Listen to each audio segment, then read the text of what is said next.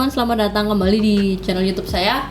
Sebelumnya sorry, minggu lalu gue belum upload video soalnya ada beberapa kesibukan. Nah, kali ini saya mau ngelanjutin nih dari pertanyaan teman-teman gitu yang udah agak numpuk gitu kan. Pertanyaannya tuh simpel banget.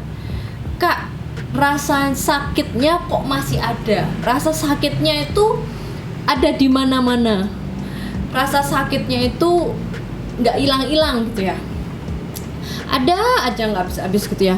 Bahkan ketika kita memilah-milah, mana sih rasa sakit yang paling sakit, rasa sakit yang sampai sekarang nggak terlalu sakit, atau paling sakit, paling berdampak gitu ya.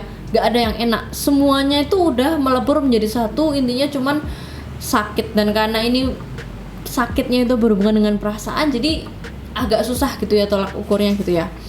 Ada betrayal, mungkin yang merasa dikhianati, tidak divalidasi, perilaku jungkat-jungkit yang membingungkan, kata-kata kasar, terus rasa sakit kita menyalahkan diri kita sendiri, merasa kecil, gak dianggap, atau yang paling sakit banget silent treatment gitu ya teman-teman. Jelas kita ingin rasa sakit ini tuh berhenti gitu ya. Cara meredakan rasa sakit ini tuh sering buntu, bikin kita lelah, dan sering loh bikin kita ngerasa mentok gitu ya. Kita bisa bilang beberapa saat, oke, aku lebih kuat, oke, sekarang aku lebih konten, tapi besokannya kita ngedown lagi, malamnya kita sedih lagi, bahkan kita gampang banget meneteskan air mata gitu ya.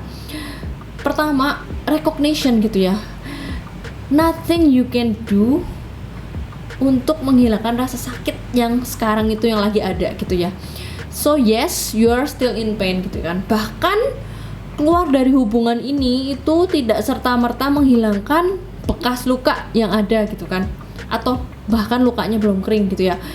Di perbedaan jalan hidup yang dulu punya kebiasaan ABCD kemudian berubah menjadi DEF, itu tidak terus langsung menjadi jalan pintas untuk menghilangkan rasa sakit gitu ya.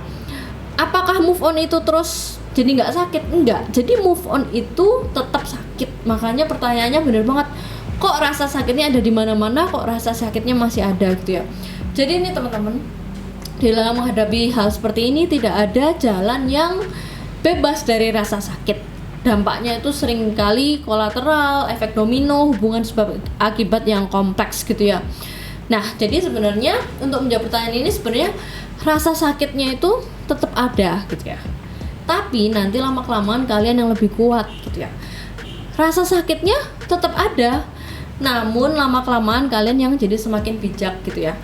Kesedihan itu tetap ada gitu ya, namun kalian yang semakin pandai untuk mengolah emosi. Jadi tidak ada jalan keluar yang mudah, atau bahkan menjadi kompleks ketika banyak tudingan-tudingan yang ditujukan ke kalian. Oh, kamu nggak loyal, kamu nggak setia, kamu nggak mau bertahan, kamu tidak cukup sabar gitu, dan lagi menambah jenis kesakitan yang lain gitu ya. Jadi setiap keputusan itu mendatangkan rasa sakit. Bahkan kita stay juga sakit, kita pergi pun bisa juga lebih sakit gitu ya. Tadi teman-teman, di dalam video ini aku cuma mau ngomong bahwa kalau kalian merasa rasa sakit itu setelah kalian pergi atau lagi berusaha move on, itu tidak serta-merta kalian nggak sakit. Justru kalian proses untuk detox gitu ya. Jadi teman-teman harus tetap embrace dan juga memahami secara rasional bahwa keputusan yang diambil memiliki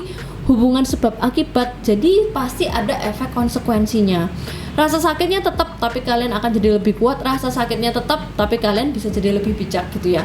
Nanti lama-kelamaan rasa sakitnya hilang itu bukan karena rasa sakitnya mungkin orang ini udah tidak menyakiti kalian atau memorinya lupa, tapi kalian yang udah lebih menyerap dengan lebih bagus, kalian udah healing, kalian udah jadi lebih kuat, sehingga kalian udah dalam tanda kutip nggak mempan lagi, tidak terlibat di dalam reaksi emosional yang selalu membuat kalian sakit gitu ya. Jadi major challenge-nya itu nggak ada yang gampang, bahkan untuk no contact itu tetap sakit gitu ya. Jadi akan merasa mendingan step by step, tapi di ujung jalan itu akan worth it gitu ya.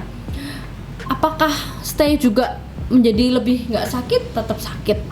Apakah pergi juga jadi nggak sakit, tetap masih ada sakit. Jadi decision makingnya emang sama-sama sulit gitu ya. Jadi intinya kuncinya tetap kita sabar, be kind to yourself, dan berapa lama setiap orang itu berbeda-beda. Jadi nggak usah saling ngejudge atau nggak usah saling membebani diri sendiri di dalam proses healing gitu ya.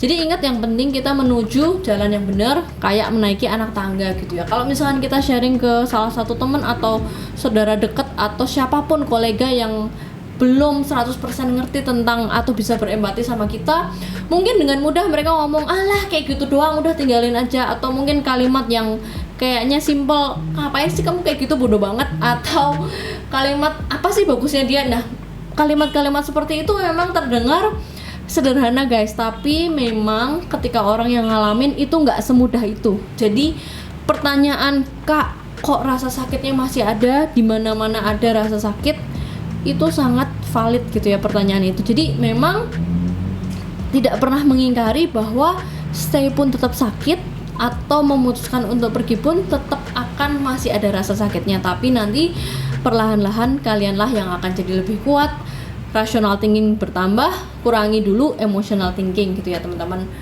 Teman-teman, aku thank you banget untuk semua yang udah sampai di video ini. Semoga healing, recovery-nya semua dilancarkan. Thank you banget yang udah sampai di video ini. Jangan lupa mampir ke @unsecret.narcissist. Sampai jumpa di video selanjutnya.